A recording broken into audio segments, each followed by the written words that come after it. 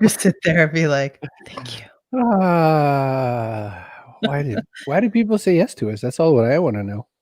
I don't know. But good morning. Welcome to the Hey, Backpack Show. I'm so excited. Today is a crazy, crazy action-packed day. it's packed. It's packed. Mhm. We've got a musician, we've got an author, we've got people that are going to make the world better so that you can't, get so beat up in the world.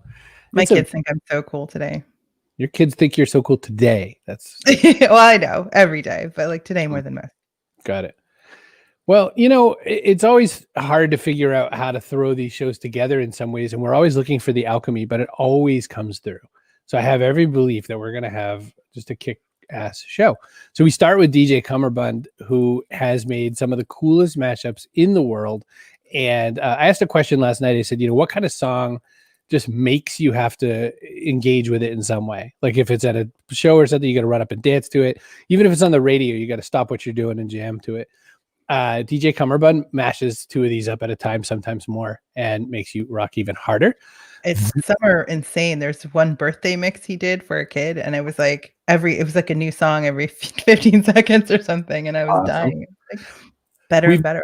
Got Emily and Maddie from Rage2Rainbows. I'm ridiculously excited for this one, which sounds, weird after, hey, cool music, someone dealing with conflicts and stuff. But it's an important, like the internet's just such a bag of poop right now. Like it's a really important time to have this. And stick around. Do not watch just one segment today. There's 3 segments today. But Canadian author Mike Martin, you've got to talk about Mike. I booked him like you. I was reading a book, a mystery book, and was like, "Oh, I love this. I wonder if I could find the author." And I did, and I asked him to come on, and he said yes, and I was like, "Yes." And he's been writing freelance for like 15 years and doing a lot of other jobs too, all, eventually wanting to be a novelist, and now he is. So that's what I want to talk about. He's got it. And I need to inform you of just one more thing. My parents are attractive. Hi, everyone. Tim Kitzrow from NBA Jam and NFL Blitz, welcoming you to The Backpack Show. Your hosts, Chris Brogan, Kerry Gargone, Boom Shakalaka. Backpack Show. I mean, they are. They are. Pleasant enough. Pleasant enough, said the ghost. What's up, Paul Miller? Hello. We have a Canadian today. So cool you read the book first and then got him. Well, Carol, if I hadn't read the book first, what if it turned out to be bad? Then Carrie would be me. And I'd be like, so tell us about this book you wrote anyway. Start with the plot.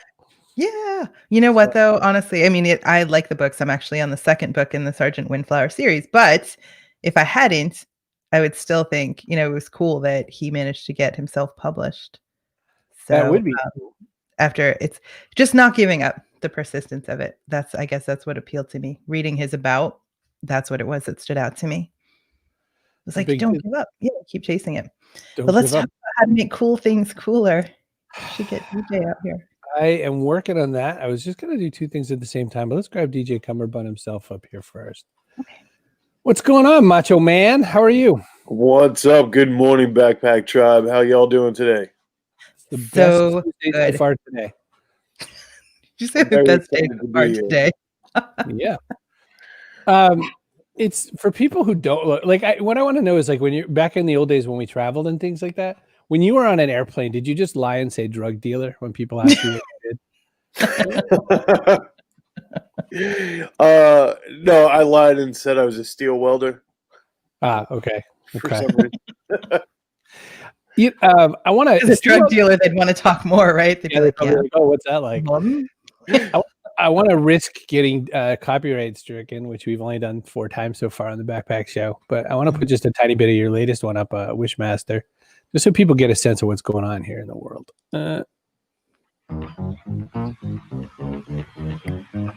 DJ Cummerbund. And the basket play, crumbling away. I'm your source of self-destruction. Painted up with fear, sucking down is clear. Leaning on your death construction. Taste me, you will see. More is all you need. Dedicated to filling you. Need to walk away. Wow. Makes me so happy. I was jamming. Makes me so happy. Oh, you're muted, Chris. We could do this all I day, get but so excited, but Metallica is probably my favorite band. Well, you know why? Because what I've learned is if I listen to something on YouTube, you hear me going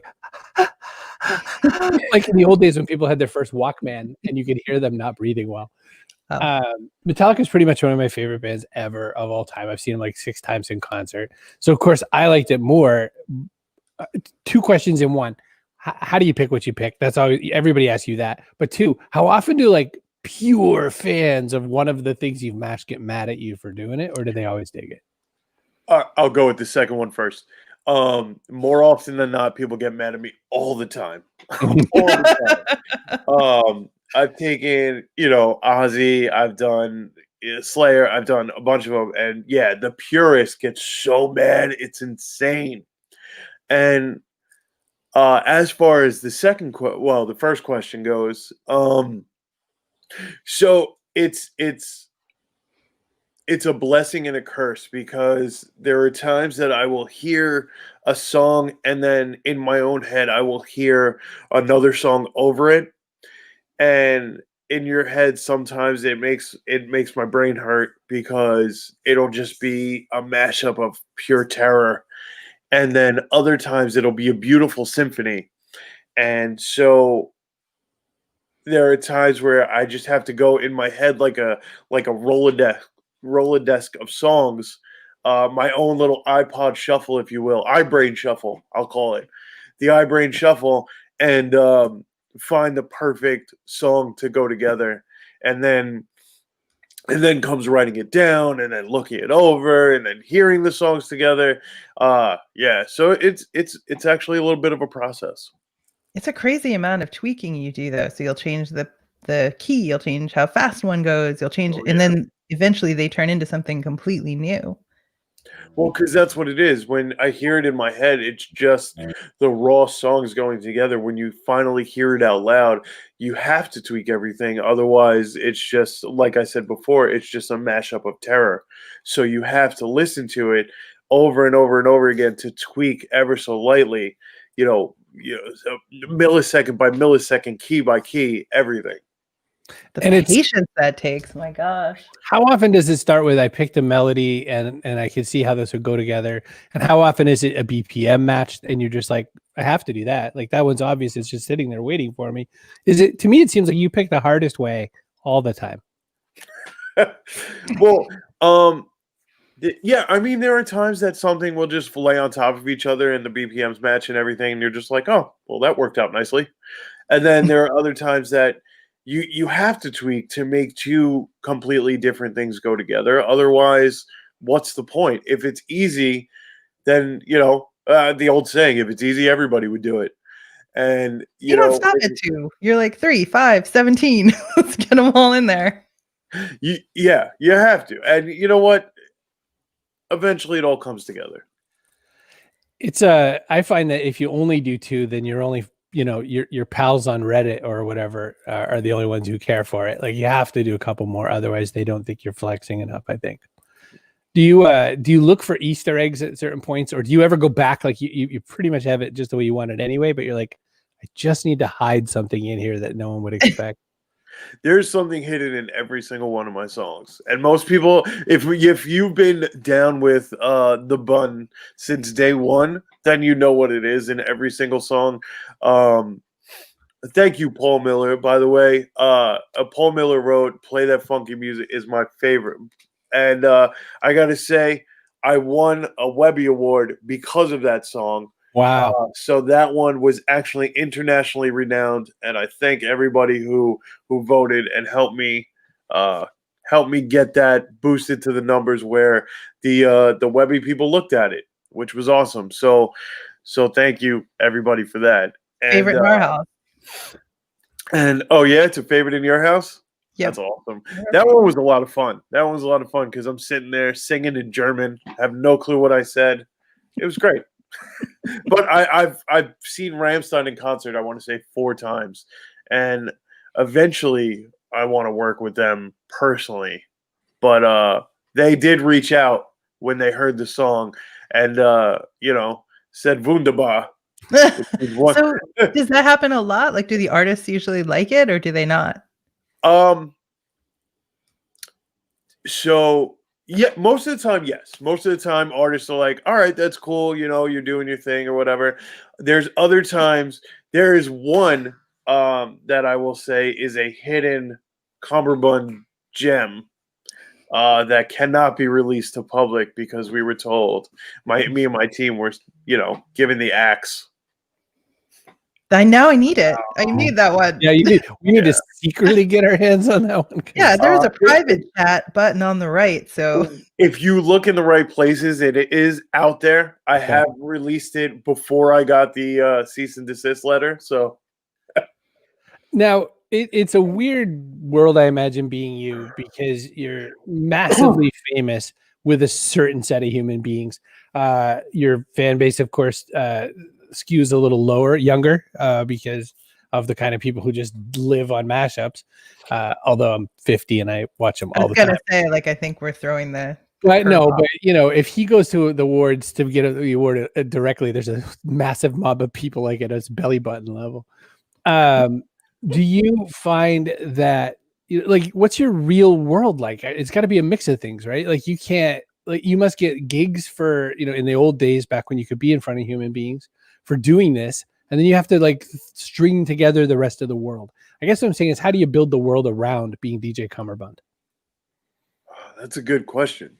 Well, I mean, during the day, I'm a freelance butcher. So I go around, I do that. I travel around New York and do, butcher work. And I would love to do this full time. Hasn't happened yet. I've done a few gigs, but I'm not really a super gig person.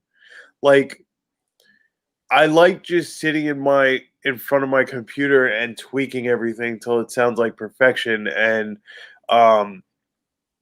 that's going to be kind of interesting. Whenever I've gone to a gig, I've always had, the computer ready, and I've done a few things live, thrown a few sound effects in there, but nothing to like I want to do. So if this ever becomes a full-time job, I'll be able to put on the kind of live show I really want to do. You do have a Patreon, so people can go support that. I have a question. Please. Freelance butchering, is that like, I got a cow needs killing? How soon can you get here? Well, actually, yes and no. Yes, I've done private butcher work at farms and stuff like that. Other times it's going to a butcher shop during like the holidays and the busy season to help them out. Do you link your own sausage? I have. Nice. That's a weird ass question to ask a human being. Well, that's from So I Married an Axe Murderer with Mike Myers. It's a movie. They meet his girlfriend. She's a butcher, and he's like, "Do you link your own sausage?" I haven't seen that movie in forever. Good lord. Right? I always think of the Stephen Wright joke. That's the only thing I think of in that whole movie. So Carol wants to be you. How does she start? I'd like to learn how to sound. What's the best for newbies to learn? Download the free version of Pro Tools and just start playing around. Start listening to BPMs and like a metronome and stuff like that, and just get it down. And you'll get there. Did you learn it like that, or did you just have this innate sense that like two would go together? Well, I mean, it started off just playing around and everything. And then you get that innate sense. Like I said, when I listen to a song, I hear other songs over it in my head. So, sometimes not everything matches up in my head, and I have to slow things down physically, or mentally. I'm able to slow it down and see what it would sound like. And like I said, it's a blessing and a curse. I think Detroit Rock Lobster is a great example of that as well. I won't play it for people, but Detroit Rock City mixed with that. That's, to me, there's a mix of when you also want to do kind of word puns. Like, there's certain songs where the word got you there. Is that how that one played out? No. Okay. That one came about because the B-52s reached out to me. Get out. And we were, I was just playing around, and I Out of the library of the B-52s, that was the best one I could work with. Mhm. And yeah, we did. I got to hang out with them in Central Park, and they did a concert and everything. And they played my mashup before the B-52s went on. It was a lot of fun. Oh my gosh. I'm a little jealous that you hung out with Fred Schneider. He You shut actually up. talked like this. Hi. Hello, DJ Cummerbund. It was great. It was great.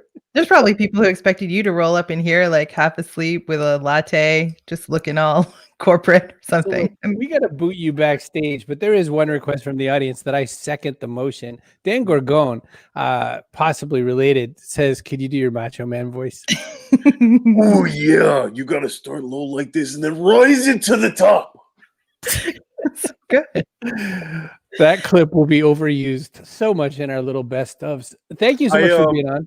I'm actually good friends with Lanny Poffo, which is Macho Man's brother. We text back and forth all the time, check in on each other. He loves my work and he supports everything I do.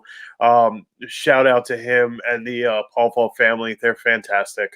That's nice. I'm a little chummy with Diamond Dallas Page, and it was because he wanted to get a lot more promotion for some of the work he was doing with yoga stuff. But he started doing those rehab projects, like helping Jake the Snake be able to move again and that kind of thing.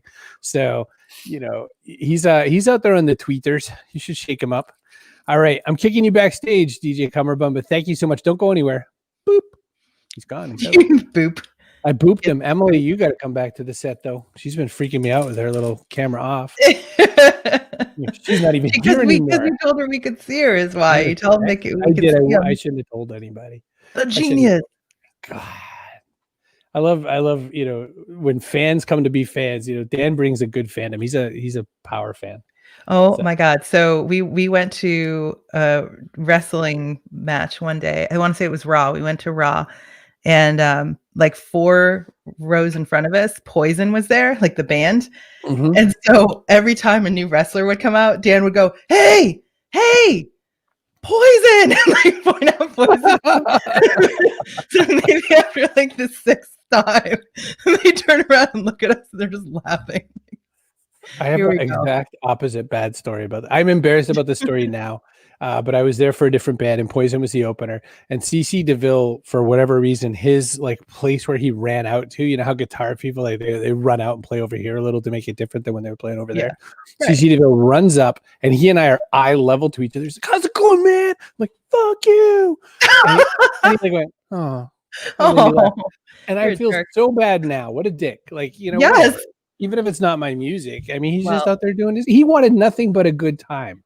Let me tell you something about Dan really quickly. We went to a hockey game, which was like, it was not like an important hockey game with big teams and whatever. These are like players who were basically making no money.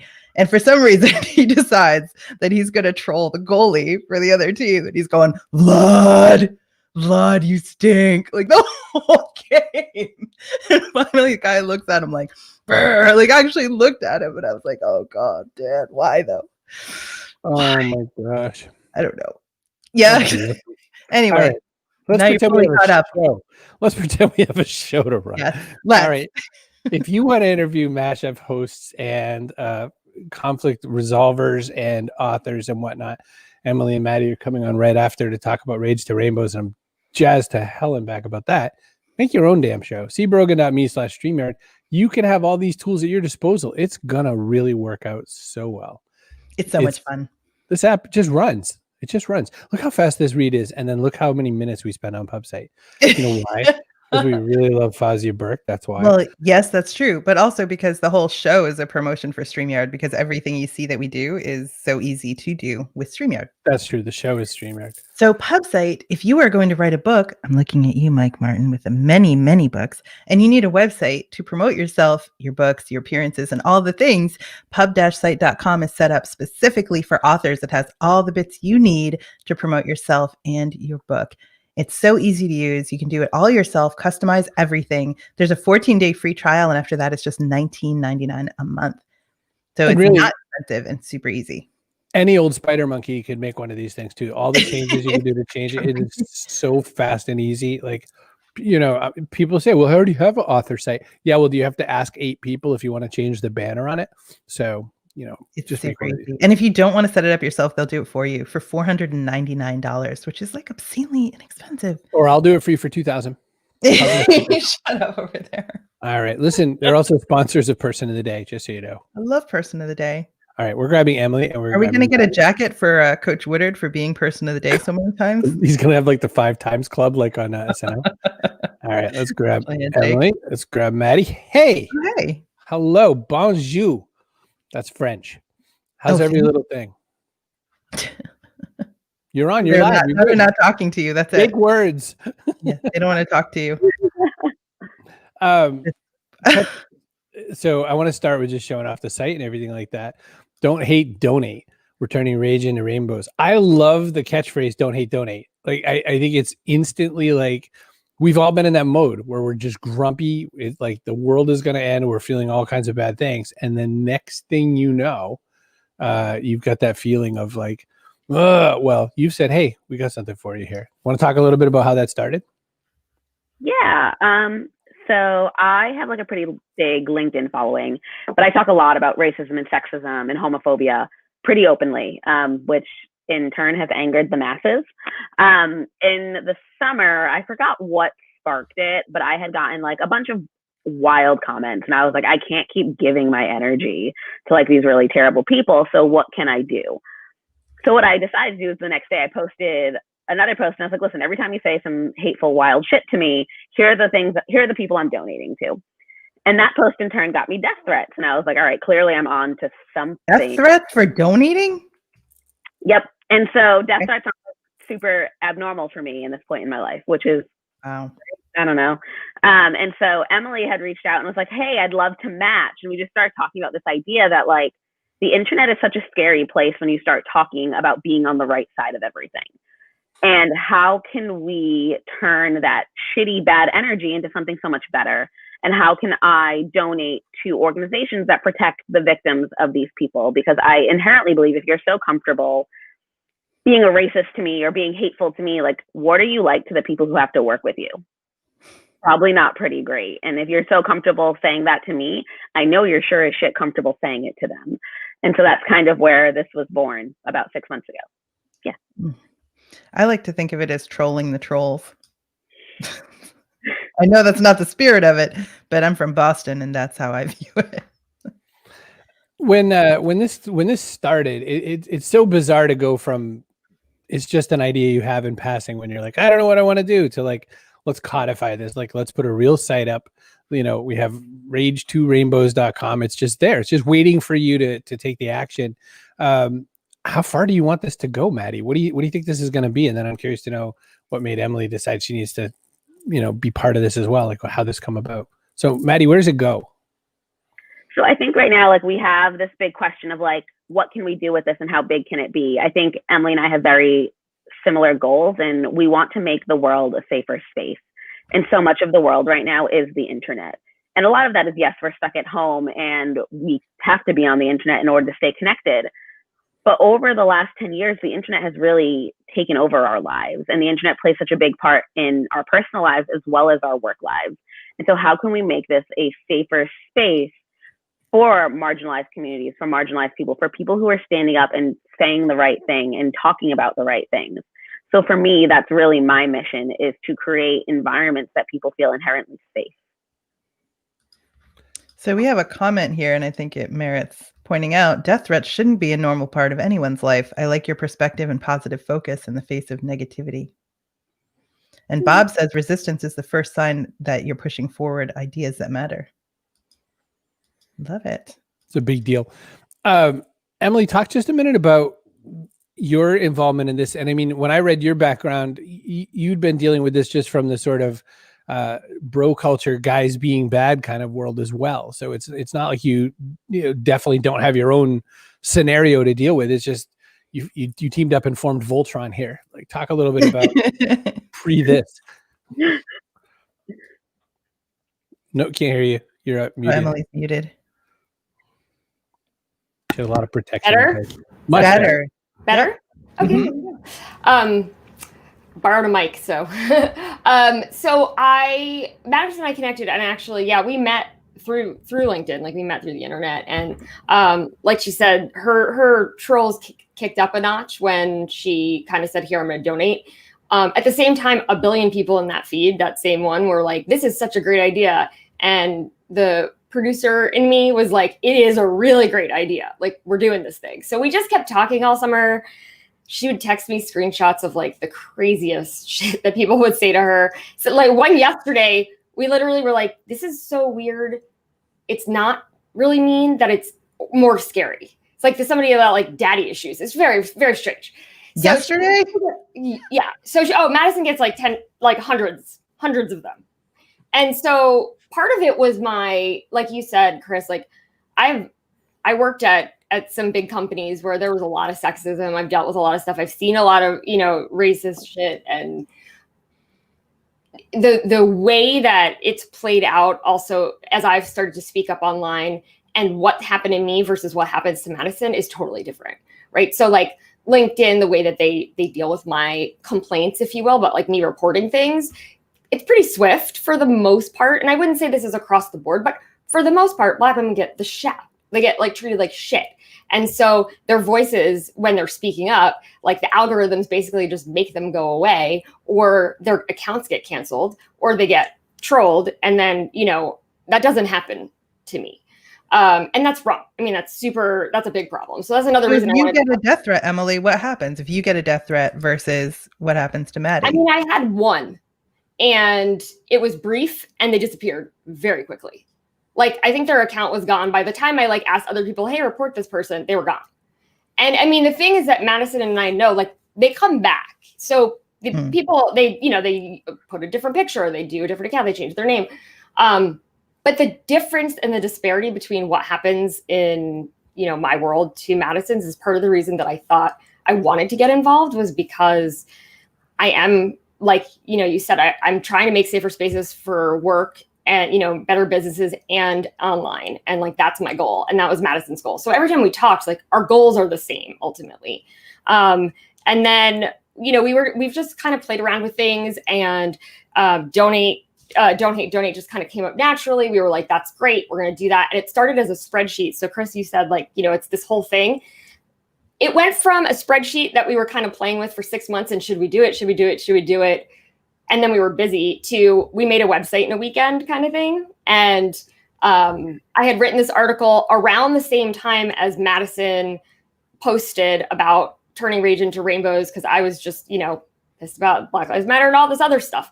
And so I realized like that was this, like that was this was the vehicle for that. And so, yeah, we were just like, we got to just do this thing. It's there's so much to it. One of the things I was thinking about when I was looking at this was also just the fact of you never would want to think that you have to be especially conscious of your tweets. You never would think that you have to think about, the fact that that's out there. But now that you've stood up, and now that you've says the one guy, I have to say, like, I'm saying you wouldn't want to think that you have to be. Right. You with me? Like, I'm saying you would like to think that you could just go tweet whatever the hell you want to tweet, and life's just going to go on. You might get. I posted from a conference, and a guy posted in reply, "You travel too much." And I was like, "Go F yourself." Thanks, in Randy. relation to who? Opinions. Exactly. Well, what I was going to say, like I was setting up my question to be, was basically that you're, now that you've done this, now that you've sort of put this out here, now that you've said, I'm not, we're going to fight every time you do this, you dork. So just be warned. It must be so much weirder to think about what you're going to post each time. Madison posted, a cute dog picture, and I react to the dog and, and your partner. But I also was just like, you have to think about every single one, or don't you? Do you just be you and you just wait for the fight, or what happens? So it's funny that you say that. So around my birthday this year, I unabashedly share the like screenshots of the wild comments I get from my LinkedIn on my Twitter. And some woman who like kind of leans on the alt-right side of life made literally a 30-minute video scrolling through my Twitter. Wow. And they have 100,000 subs. So I literally ended up with death threats, but I also ended up with people at my door, like literally outside of my house. And I ended up having to drive my little ass back to Rhode Island for a month to make sure that I could like keep myself and my family safe. And so I'm at this point now where like, no matter what I post, whether it's about happy dogs or like racist on LinkedIn, someone's going to be upset about it. So I actually don't put a lot of thought into what I post anymore. I stayed private for a really long time. And then I realized like me being private was letting them win. Because at the end of the day, I didn't do anything wrong. If you choose to write something publicly on my LinkedIn page, that sounds like very much a you problem and not a me problem. You should know better than to write racist, hateful stuff in public or ever on the internet, because the internet is forever. Screenshots are forever. And so I stopped feeling bad about it because I didn't make them write these things. I didn't make them say hateful things. I just wrote something that they didn't agree with, and they chose to not just scroll by the way I do when I see things like that. But to have people outside your house, so think about all the extra steps you'd have to take to insulate yourself. You'd need like a corporation to hold property and do leases for you for people to not know where you are. Ridiculous. Yep. Yeah. And I mean, that's the thing. Like I own a home, so like that's public information. And so like there's not much I can do about that. And it's like I'm at this point where I feel like I would be doing the world a disservice if I decide to shut up and behave, because I'm not the shut up and behave type of woman.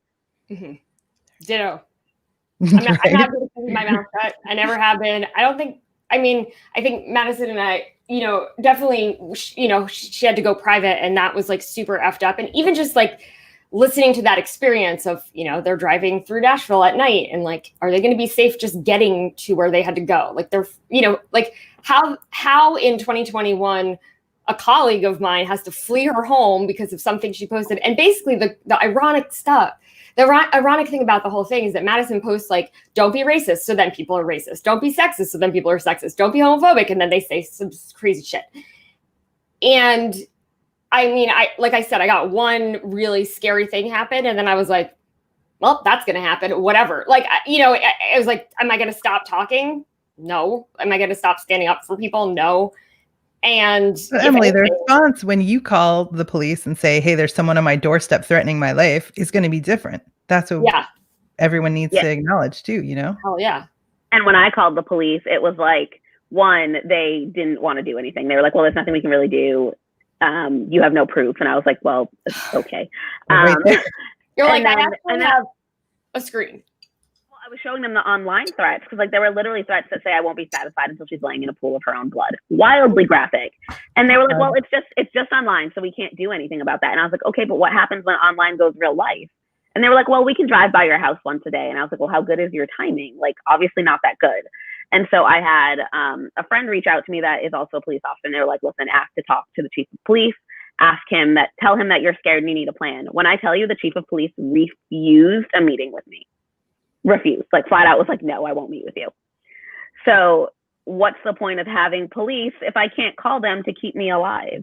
And when I call them to keep me alive, I don't even know if I'm the one who gets to end up alive at the end of that. So it's like, I might as well take my risks and hope for the best. I have 6 dogs, so it could go okay, maybe. It'd be all right. There's a lot of educating that goes on both your channels. It's one of the things I appreciate as well, just because there's an opportunity as well. It's not it's not necessarily just calling out the hate, which has to be done. The work has to be done. But there's a lot of education. There's a lot of fun going on both sides. So it's I always love watching people respond to Hanukkah, because they accidentally equate it to Christmas as far as quality of things go. So Emily posted that up. Yeah, there's been a couple pretty good things. My daughter told me yesterday she had like a quiz in, I don't know, some class, and they did all like the holidays, and they said that there were like 8 candles for Hanukkah when there's 9, and people were arguing with her. And I was like, did you stand up? She's like, I didn't say anything. And I was like, what? You didn't say anything? Like, I was like, you better say something, And my kids are actually really like quite outspoken, but it was just so funny. I mean, people just seem to have, I think that's something that happens to Madison all the time, that I'm like, that they know more. They know the facts about your life, and they know the facts about what it's like to be you, and they don't. And I will say that like another reason that the timing of this all sort of happened was, in June, there were protests in Portland. I live in Portland, Oregon. I was really, vocal about what was going on here. And then, you know, during the debates, the Proud Boys got a shout out, and they're like, you know, here. And so, you know, Madison and I would be texting like, can you believe this, you know, crap? And so the anti-Semitism ticked up also in my feed. And I was like, you know, it's kind of like, all right, now it's at my front door, which I always feel like it was, because I do feel like if, you know, that's the whole point of intersectional feminism. If it's Madison's problem, it's my problem too. Like she, you know, I got to keep everyone safe. But I just like, I was like, that's it. We got to do more to put our energy somewhere else. Because also I noticed like Madison is awesome at like the sarcastic yet straight up like ending the conversation. Like, that's cool. I'm good. Have a nice day. And I was getting like really wound up in like having these conversations. And I was like, why am I talking to these people? Like, why? Like, that's not why I'm posting. Like emotionally investing in other people. Yeah. And they seek your posts out. So that's the other thing. It's like you post about something and you're like, they came for you. You're like, where did you come from? And that happens to Madison, you know, literally a million people see her posts. And so, you know, it happens a lot. So yeah, I just felt like, all right, I got to take a page from her and just like not engage. That's my approach. It's a big time for sure. The most they get from me is a gift that's like, jog on. It's tricky though, because then you feel like you're abandoning ship, and like Madison said earlier, you feel like you're letting them win. So that's I'm all right. You know, you want to. I mean, I tell them go away and screw off or whatever. That's just. I'm just snarky enough. Like, ooh, imagine telling on yourself like that in front of your employer. Have a great day. I'm sure so and so appreciates this comment. We'll be sending a nice paper version of this to the HR department. Thank you so much. Yeah. Well, I mean, Madison's in HR, right? And like, we're both about like creating better workspaces. And so it's ridiculous when people come out and we're like, that's really, you probably shouldn't say that on like LinkedIn. I get the freedom of speech thing a lot, which is like, well, you're impeding on my freedom of speech. Like, and it's lovely because people who swear that they love America so much don't actually know how freedom of speech works or what it pertains to. And I'm like, well, freedom of speech doesn't like apply to your privately owned organization. You can't like go around yelling racial slurs and expect to not get fired. That's not how freedom of speech works, but take it to a lawyer if you'd like to, I guess. Yeah, just you have all the right in the world to say it in the park that you're going to be living in shortly. So anyway, we have to move on. But Madison, Emily, thank you so much for being part of this story today. It's super important. Thank you for being there. Rage2Rainbows.com. Boop, boop. You've been booped. Been double booped. All right. Man, when death threats become a part of your regular life because you're asking people to not be racist and sexist. Think about that for a minute. Crazy times. Just think about that. Well, right from this, we are getting right into, and we barely even asked Madison any questions about the queer side of things too. We went with race and we went with, anti-Semitism, but there's just so much hate out there. We had to pick so many other hates. We had to pick a few hates. Yeah. Pick like 7 hates. But, I think there's a person who writes about, anger and grumpy sergeants and all kinds of stuff. Sergeant, very mean. Sergeant's wicked then. Yeah. We're going to jump him in. So let's grab our friend Mike Martin, our author from Canada. Hey, Mike. Hey, hello. Good morning, everybody. Hello. How are you? So I want to be a DJ mashup guy now. That is so cool. Isn't that the coolest thing ever? And, my kids are grown, but my grandkids would think I was so cool. I want to do it. I just got to talk to him and my kids think I'm so cool. I don't have to do any work. Just talk to him. It's a definite thing. And the other thing is, like, this is a crazy world when people got to hide out, because they're trying to make a better world and people are hating on them. Like, good for the women who are speaking out and trying to turn the curve on this, because we need to change, man. So before you started writing mysteries, Mike, you wrote a book called Change the Things You Can, Dealing with Difficult People. How is Maddie and Emily doing? They're doing great, because it's always, turn hate into love, turn love into kindness. That's the secret. Dealing with difficult people is you have to get yourself healthier. And then it doesn't really matter what other people do, because you're strong in yourself, and the attacks don't seem as hard. And those two women are brave, and they have good shields. They are not letting the hate get in. And so dealing with difficult people, the other thing about difficult people is move away. Move away. You always have a choice. You don't have to stay in a place where somebody is not being nice to you, not being kind to you, no matter what they say to you, and so that's and it's about the workplace. That's what the Change the Things You Can, Deal with Difficult People book is about. And yes, somebody asked about my Newfoundland accent. I'm from Newfoundland on the east coast of Canada, kind of close, a little bit close to a Maine accent, maybe for the American friends. But yeah, it's a part of the world that is a little isolated, but quite beautiful. Can't wait to get back. I have to go in on a deep cut right away. What I noticed, I'm on the second book of the Sergeant Windflower mystery series. I discovered the first one, loved it, went on to the second, and then hunted you up for the show. You never just say like, oh, they just got a bite to eat and went on about their day. You find out what they ate, like what the food was like, how it was, how it tasted, what sauce they used. Like, you're a foodie. I feel like. I am. I love to eat, and I like to cook. I'm not a great cook, but I'm a good cook. Lots of detail when Sergeant Windflower cooks dinner for his girlfriend. Well, I mean, the thing about it is there has to be a break in the action. It can't always be the dialogue and chasing the bad guys and doing all these things. So what do they do? What do they do in real life? And they stop and have a coffee, and they have a piece of peanut butter cheesecake at the best little cafe in town. And so food is a part of it. There's a great mystery series by Donna Leon, and it's set in Venice. Which is a fabulous city if we ever get back to traveling again. And in each one of her books, she has these fabulous Italian meals, like 9 courses.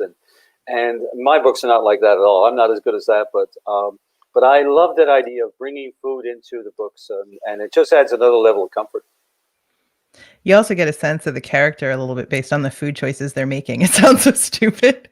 But you can tell who's health conscious and who's just like throwing back some cheesecake, like you were saying. Yeah, well, there's always a challenge. That's one of the reasons why why Sergeant Windflower is always trying to run or walking with his dog and all these kind of things. You got to put those calories somewhere, right?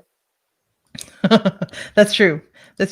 And I wanted to ask you about going from writing sort of whatever you could get on commission as a freelance writer to working on your own novel, because I've heard it said that if you want to be in creative work like writing, you should get a job at like a warehouse or something, so you don't spend your creative energy working for someone else. You save that for your own projects, but you're writing for a living just for kind of everyone else, and then you want to also work on your own novels. How did that go? What was that transition like? I think it's really tough. I think that we like to do what we know. And what I knew was how to write articles and how to write freelance pieces for newspapers. And even in paid jobs, I knew how to write speeches for people, and I knew how to write policy papers. But that writing, it actually comes from your head. And it's thinking writing, I would call it. The creative writing has to come from your heart. And in order to do that, you have to be open, and you have to have the space. And that's why lots of people don't do the creative writing till later in life, because you don't have the space. I mean, everything's happening. You're running around. You're trying to get your family going. And so you need the space. And once you're open and you have the space, it's a magical, magical thing to do creative writing. This is the one I'm on now, so no spoilers because I'm not finished. Well, I just was going to I've made it to the part where he cooks cod, Mike. That's where I am, where he fries up some cod. In case that helps you figure. Can you do some cod tongues, I wonder? Because that's what, and some cod cheeks. You got to get the whole thing in there. Absolutely. Cod tongues are one of his favorites. That's a good thing.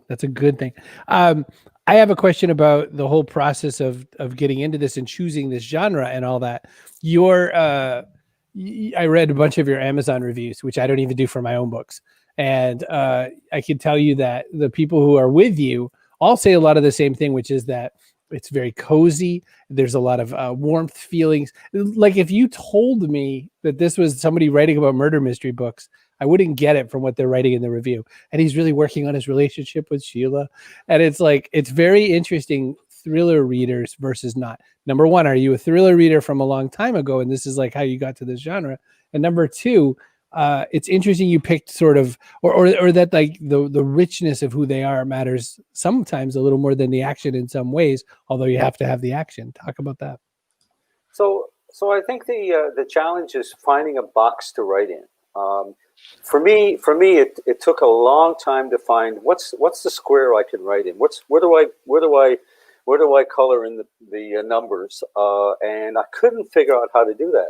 And the one of the things that happened was my partner is actually the mystery fan in the family, and I started reading some of her books, and I realized there's actually a formula for mystery writing. You know, the basic formula is somebody dies, and you solve it over 350 pages, and that becomes a box, right? And well, you can do whatever you want inside the box. And so I didn't want to talk about the gory details of a murder or a crime, and because there's enough of that out there. You want to watch you know, NCIS or Bones or anything else, you can get all the stuff you need. I wanted to write about real people, and I just used the mystery genre box to do it. So I'm not a thriller guy at all. I'm a light mystery guy. I even won an award for it. So maybe I'm getting better at it. It's funny you say that. I was thinking that while I was reading it, that they're very warm, fuzzy, sort of friendly people. Like, definitely has a small town feel to it. It doesn't feel like the sort of grim, dirty setting you expect from like a mystery novel. It's all very warm and fuzzy, except that there's been an unfortunate murder. You have to deal with it. Yeah, well, somebody's got to die, right? Because you got to have a story, right? But think about Murder, She Wrote, the TV series with Angela Lansbury, right? Mm-hmm. Now, you saw the dead body, but you never really saw anybody get killed, not usually. And there wasn't much blood and guts. And basically, it's kind of in that genre of a light mystery. And the characters and the character development is more important, and the story is more important than the crime, or because really, who cares about how you solve the crime? I mean, you know, ultimately the bad guys usually get caught because they're not that smart, and the cops are not that bright either. So it's kind of like they fumble along, and usually what happens is the murderer confesses or shows up and got blood all over them, and they can't explain what happened. So, you know, this is not a great scientific adventure we're on. It's a story.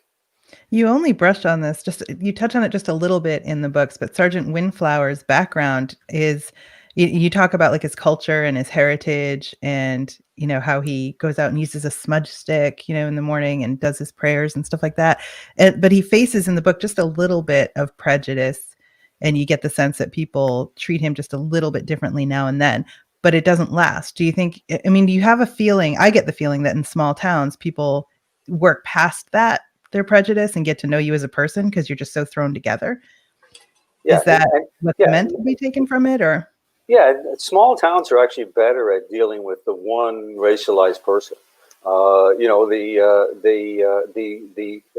the women who were on earlier can talk more about, you know, the impact of mixed communities and all the things that happen around that. But one person going into a small community, particularly if you happen to be the RCMP officer, the police officer, you get a little respect from your uniform.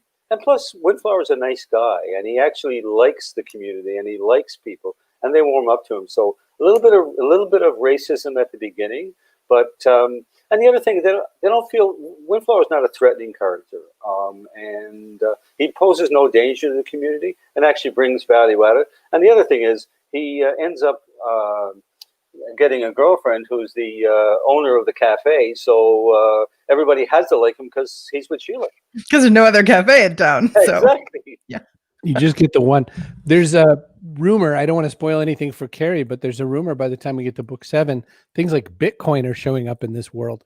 Has that been fun for you? Because, you know, you could set this in almost any time for some of these books, but sort of bringing a little currency to it. No pun. Is that part of the plan? Well, I write them in real time. So the first book was 2012, and we're now up to 2020, and we're at book 9. It's out this year. And so whatever's going on in the world, you know, that's there. You know, there's certainly the opioid crisis has devastated rural Newfoundland as well as rural America and rural North America. And that shows up a couple of times. But things like human trafficking, sex trafficking, domestic violence, there's certainly sexual harassment inside the RCMP. That's no secret. That comes up every so often. And so real life stories, but still with a kind of a kind heart towards it. And the bad guys always get punished and the good guys always win. It's very satisfying as a reader. Deb says, seems like it would get exhausting to deal with this on the regular. How do you compartmentalize all this? So basically, I write a book a year. If you think about that, so 3 months is writing, and so for that 3 months, they would say in Newfoundland, "You're not fit to talk to by." I can't really talk to anybody else. I can't live in the world. I'm living in the book. I live with the characters, and they talk to me, and I write it down. And then another 3 months of editing and bashing it around and putting it together into a book. And then 6 months becomes promo, becomes social media marketing. That's where we are these days. So if you think about that, then you can compartmentalize the story that way. Kate wants to know where to start. The Walk Around the Cape? The Walk Around the Cape is a great place to start, but you can pick up any of the books. They're standalones in terms of you can read any of them, and they will fit a time period. There's some changes in the characters. I mean, I can't tell you what happens later, Carrie, because you're going to have to read the rest of the book. You'll ruin it for me, Mike. But there is a continuity of characters, and you'll find that each one is a standalone. But you can start at the beginning. The Walk Around the Cape is a great place, and it's where I started. And I started with the idea that I would write one book, and that was my goal in life. Is I was to write a creative fiction book. And my problem was I started writing and I couldn't finish, because there are two really hard things about writing a book. One is starting, and the other one is finishing. So how do you end the book? And so somebody said, "Why don't you make it a series?" And so I did, and that's how I got out of that. Oh, I love it. What other jobs did you do on your way to writing? Because you'd mentioned that you've done a lot of different things. Oh, I've been an insurance salesman. I haven't been a freelance butcher yet, but that might be on my list. I did all the jobs that people who can write do. So I worked in policy shops. I've always been freelancing for a long time. I worked for a trade union for a long time in Canada, a national trade union, and I just found places that would pay me while I continued to write. Well, it is amazing to learn. By the way, I want to pass one thing on to Kate. She had asked where to start.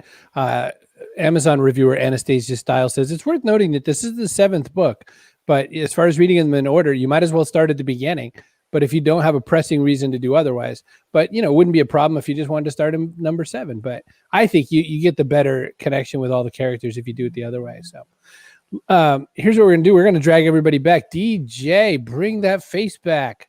All right. Gonna get everybody. This is a big old crowd today. Look at this. This is fun. I like it. I'm into it. What everybody think? DJ, there was a lot going on after you left. I mean, we had to talk about music, but then we got into like really heavy stuff, and then we also got to talk about Murder, She Wrote for Newfoundland. But there's a lot going on. I was here the whole time. I was listening to everything. The Madison, Emily, you guys do truly amazing work, and if there's anything I can do for you, please reach out. Awesome. I'm definitely down to help the cause. Nobody, as that comment said, nobody ever should have to live with death threats and all this, the whining and shit that's going on in America today. It's so effing annoying. Like, just grow up. Like, bring back the saying, agree to disagree, and keep it moving, So if there's anything I can do for you, just let me know. Thanks. And I'm going to send you some money. I know everybody else should send you some money too. Thanks. Agreed. Yeah, we actually aren't taking money ourselves. It's just you donate and you just tell us about it. It can be anonymous because we don't want to have people's personal information or anything. It's just so we can track how much we can raise together. It's a biggie. It's a biggie. All right. That's good, because then you can choose the charity that will piss the troll off the most. That's and we have a list of recommended ones. Madison started it, and we kind of been adding to it as the trolls come around. I like that idea that you can sort of articulate it. If someone's very specific against trans, you could go after that and kind of really lock it in. That's kind of fun. All right. Question for you. All of you have picked paths that are not easier. All of you have picked paths that, you could have been a lot more mundane if you had chosen. What do you say to people who are on that fence or who haven't jumped over the line yet, who haven't made that move all the way through? What's your advice? Maybe starting with Emily. Oh man. Well, I'm an overpacker, so That's the thing. I would bring a lot of stuff. But Well, this isn't the backpack question. this is not the backpack question. No, but good for you for being ready. All right. This is just a general group question. General. Sounds like she needs to pare down though. People I might. people want advice Can we for come how back are they to me going to on move that? I want forward to their think way. about that a little more. All right, I'll get back to you. Who's got it? Michael? I got Raise your hand. So be brave. Be brave. Like find, if you really want to do something, be brave. And it's amazing what we can accomplish once we start out doing it. I mean, I wanted to write a book, and it took me almost all my life to start. But when I started, and I finally started putting the pen in the paper, magical things happen. And now I'm 9 books later, so it can happen. Wow. Love it. So there's land on both sides of the fence. You know, if you're teeter-tottering on top of the fence, there's ground on both sides. It all depends on what side you're going to fall on. So if you're looking at the side that's got all the hills and mountains on it, that's the side that's going to lead to that private beach at the end and be really nice at the end. If you're leaning to the side where you can just see the plane straight on, that's the side that you might give you some struggle. There might be some hidden holes in that plane that you just can't see on the surface. I'm into it. Maddie, anything you want to give for big advice for people to go big? Yeah. So I think for myself, like, it was a matter of not giving up on myself and understanding that this road to being different is a journey. It's not something you jump into 100%. You don't just show up one day and life is different and life has turned a corner. It is a continuous journey, and you're always learning, and you're 100% going to fall on your face. And that's part of it. If you can't fail, you can't learn, you can't grow. And so knowing that there's no day that you just wake up and life is different, you wake up 10 years from now and life is different. And it's all about the journey that happens from now until that 10 years. I'm for it. Emily, did you get one or? Yeah, I mean, I always have a lot to say, but basically I think just be yourself. I mean, that was my reason for leaving bro culture and starting my own thing, and what Madison and I have bonded on so much about is just like, you can't really be anybody else anyway. And the longer you try to do that and try to every day show up in a way that isn't really authentic to you, even if that's as Carrie knows, like, I'm not a morning person. I will never be a morning person. But you just got to be yourself. So that would be it. You know, speaking of something, sorry. What did you say? I was just saying, we were talking about that on Twitter, and I was like, that's going to be fun because I am a morning person. Yeah, so you clearly it'll be are. a little shocking for you. That's our DJ. Speaking of something that I've never done before but would love to try, I'd love to collaborate with Mike over here and write a children's book. That would be Absolutely. awesome. We're on. Down for that. Nice.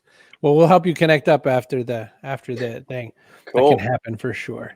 All right. Cool. I'm going to hit the button that Emily thought we were asking, which is a question about, you know what? I forgot person of the day. I was almost going to forget person of the day. You know who I should make person of the day?